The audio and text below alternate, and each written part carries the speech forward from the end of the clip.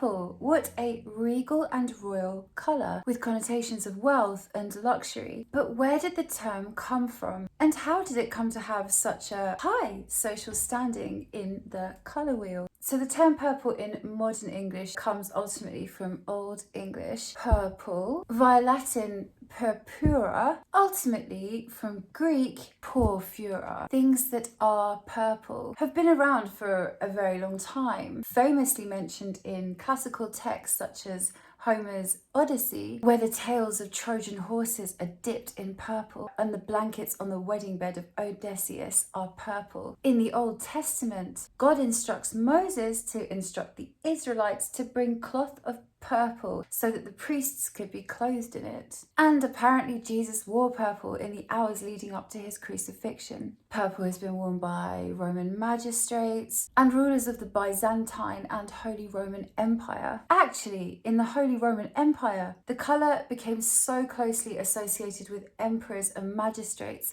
that the king of Mauritania was actually murdered for his beautiful purple gown. But why is it so associated with luxury and royalty? The first known purple dye was extracted using an extremely difficult and expensive process. The dye was actually extracted from a particular snail called the Spinidae murex snail. In the process, thousands of snails are collected together and their shells are removed. The snails then soak. The special tiny gland is then removed. The juice is extracted and put in a basin, which is then bathed in sunlight. In the sunlight, the juice goes from white to green to violet before turning a red colour, which goes darker the longer it's out there. So the process needs to be stopped at the point of purple to stop the colour from changing anymore. So an incredibly long and involved process, which meant the dye was expensive and difficult to obtain,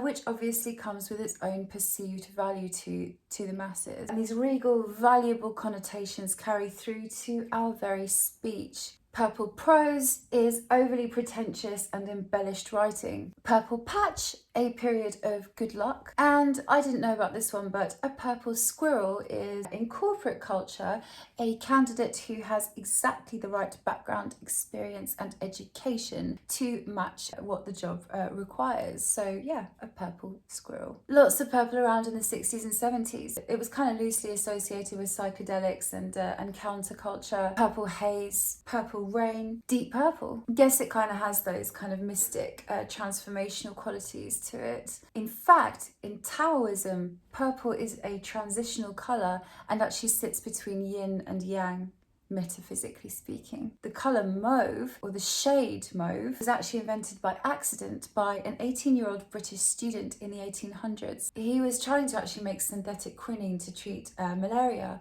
but one consistent product of his experiments was this colour, this dye, which he ended up calling mauve, after the mallow flower. The only one attested rhyme with purple is purple, which means something along the lines of the hindquarters or posterior of a horse, or I think also the belt that sits kind of underneath a girdle which goes on the back of a horse, but has actually come to mean back side in general. Just going back to where the word purple comes from, being derived from Greek porphyra or purpura. For those of you who have been paying attention, check out my video, which is a rendition of a poem called Porphyria's Lover, which is a poem by Robert Browning. In the poem, the poet or the narrator strangles the object of his affections with her own hair. So maybe check the poem out and give me your hot take on why you think the